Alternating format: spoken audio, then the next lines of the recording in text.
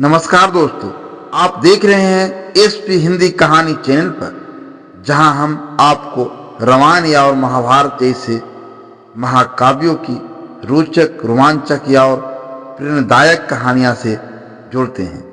आज हम लेकर आए हैं कुंभकर्ण की नींद टूटने पर लंका में मचा हाहाकार। एक ऐसा अध्याय जो लंका के भविष्य को बदलने वाला था। क्या कुंभकर्ण श्री राम की सेना को परास्त कर पाएगा?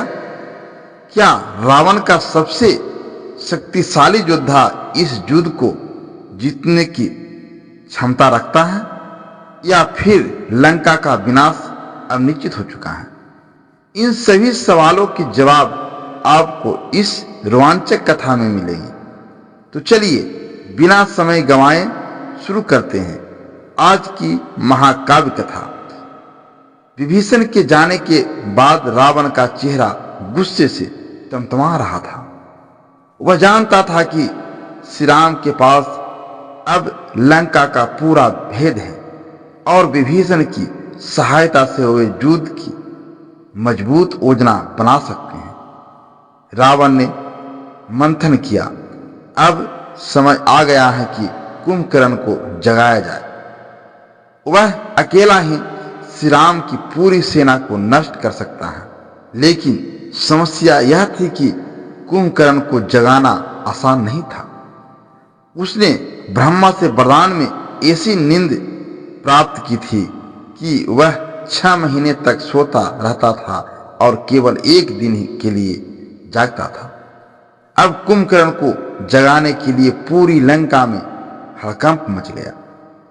लंका के सैनिक विशालकाय ढोल, नगाड़े और शंख बजाने लगे। विशाल हाथियों को कुंभकर्ण के ऊपर चढ़ाकर झटका दिया गया। सेनापतियों ने आग जलाकर उसके शरीर को गर्म किया, लेकिन कुंभकर्ण टस से मस नहीं हुआ। अंततः राक्षसों ने उसे बड़े बड़े लोहे की छड़ों से गुदगुदी की और तभी कुंभकर्ण ने धीरे धीरे आंख खोली। उसकी आंखें जल रही थी। वह उठते ही गरजते हुए बोला, कौन है जिसने मेरी मधुर निद्रा भंग की?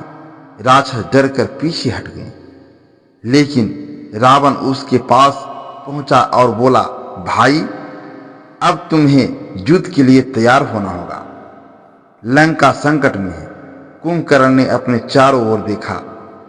उसने लंका में अशांति देखी, विभीषण को गायब पाया और उसने तुरंत अनुमान लगा लिया कि कुछ बहुत बड़ा अनर्थ हो चुका है।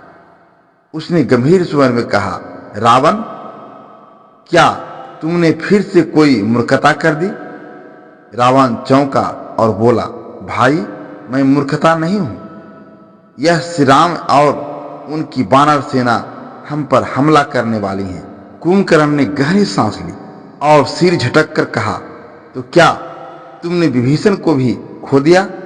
रावण ने गुस्से में कहा, उस दगाबाज को जाने दो। अब हमें युद्ध पर ध्यान देना है। लेकिन कुंभकर्ण ने गहरी दृष्टि से रावण को देखा और बोला, रावण, सच बताओ, क्या यह युद्ध धर्म का है या अधर्म का? रावण चुप हो गया। कुंभकर्ण समझ चुका था कि रावण ने अधर्म का मार्ग चुना है, लेकिन वह अपने भाई का साथ छोड़ने को तैयार नहीं था।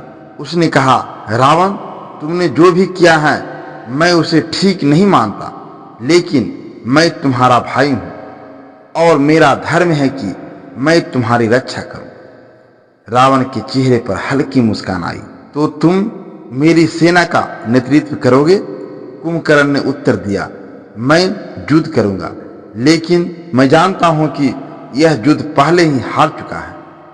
रावण क्रोधित होकर बोला, कुंभकर्ण, तुम्हें अपनी शक्ति पर भरोसा नहीं है?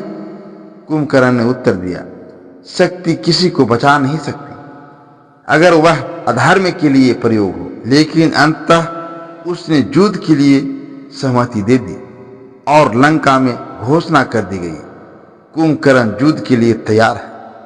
कुंभकर्ण युद्ध के लिए तैयार है। लेकिन क्या यह युद्ध केवल विजय के लिए होगा या फिर उसकी अंतरात्मा उसे धर्म के मार्ग की ओर ले जाएगी? क्या श्री राम के सामने टिक पाएगी यह महाबली? क्या मंदोदरी रावण को रोकने में सफल होगी? क्या यह युद्ध लंका का अंत साबित होगा या कोई और बड़ा रहस्य सामने आएगा? इन सारे रहस्यों से पर्दा उठेगा इस महाकथा के अगले 15वां भाग में। कल सुबह 5:05 सिर्फ और सिर्फ SP हिंदी कहानी चैनल पर। अगर आपको यह कहानी पसंद आई तो इसे लाइक करें, कमेंट करें और चैनल को सब्सक्राइब करें ताकि इस महाकाव्य की हर कड़ी आप तक सबसे पहले पहुंचे। ध्यान दें, असली कथा अभी बाकी है, तो जुड़े रहिए SP हिंदी कहानी चैनल के साथ, क्योंकि यह केवल रामायण की कहानी नहीं है, यह धर्म और अधर्म की अंतिम परीक्षा है। धन्यवाद।